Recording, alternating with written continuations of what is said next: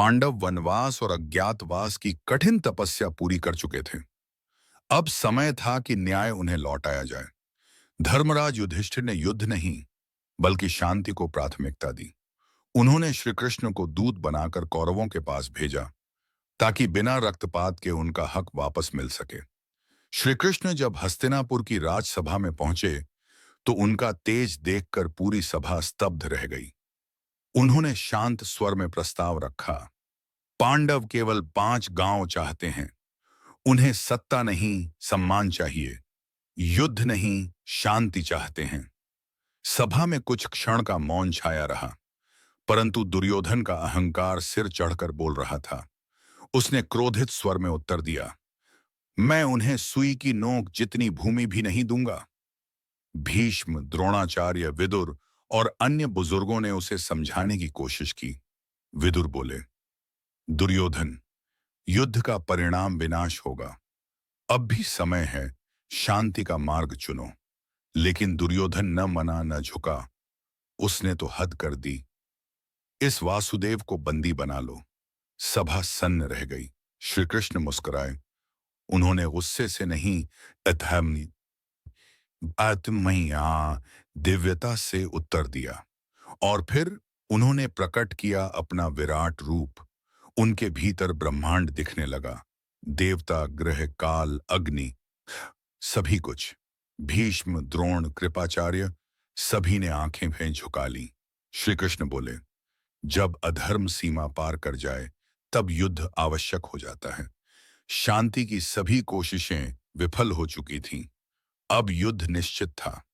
कुरुक्षेत्र, यही तय हुआ रणभूमि के रूप में। कौरवों ने 11 अक्षौहिणी सेना खड़ी की। पांडवों के पास 7 अक्षौहिणी सेना थी। एक तरफ संख्या का घमंड, दूसरी ओर धर्म और संकल्प।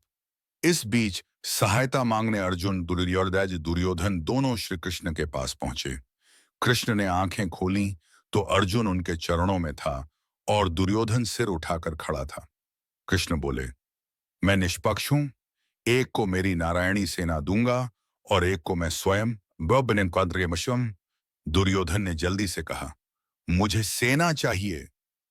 अर्जुन मुस्कुराया, मुझे केवल आप चाहिए केशव। मेरा सारथी बन जाइए।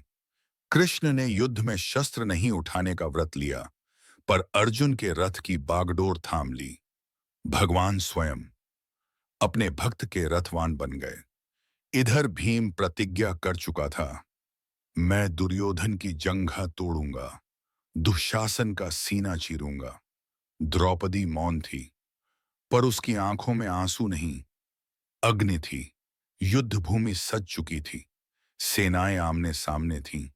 शंखनाद हुआ, जैसे समय ने युद्ध की घड़ी को चला दिया। लेकिन ठीक उस क्षण अर्जुन का मन डगमगाया। वो बोला, मैं अपनों पर कैसे बाण चलाऊं? मेरे गुरु, मेरे दादा, मेरे भाई समितिनी सब सामने हैं। उसने अपना धनुष नीचे रख दिया। तब श्री कृष्ण बोले, अब समय है गीता का।